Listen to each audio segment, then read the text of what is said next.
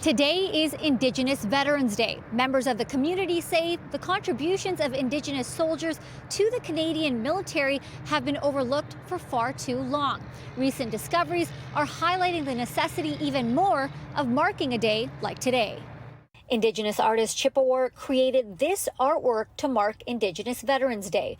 It was unveiled today at the Fort York National Historic Site.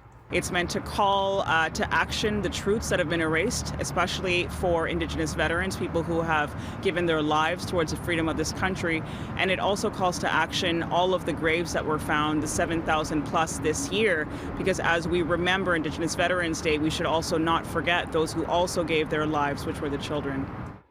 It's the first time something like this has been done in collaboration with the City of Toronto on this day of remembering. When you see an artwork like this is that you can't unsee it.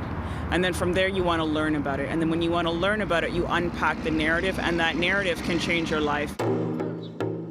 National Aboriginal Veterans Day was first observed in Winnipeg in 1994.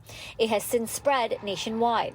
The City of Toronto notes that about 7,000 Indigenous people served in World War I, World War II, and the Korean War. An unknown number of Inuit, Métis, and other Indigenous people also served and continue to do so. They're great warriors. They understand the land. They understand how to maneuver.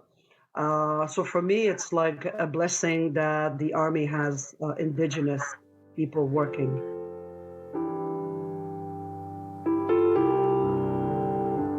While Indigenous soldiers served as snipers and scouts, they also worked as code talkers. Some of them would translate sensitive radio messages into Cree, so they couldn't be understood if they were intercepted by the enemy.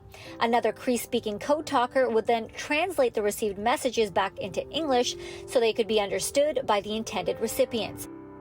Retired Captain Robert Thibault says even though Indigenous soldiers made valuable contributions to war efforts, they were treated terribly. They're allowed to use their language over that to assist Canada in winning that war, or the Empire to win that war, or the Allies. Yet at home, we're taking their children away, putting them in residential school, and not allowing them to use that language. Indigenous knowledge keeper Diane Montroy says she is looking forward to healing and becoming allies with non-Indigenous people. I am looking also for people to take the time to educate yourself and to understand our culture. The lens that you have been given for over the many years is not the lens of the truth.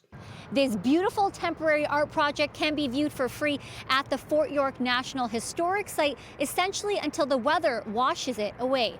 In Toronto, Maleeha Sheikh, City News.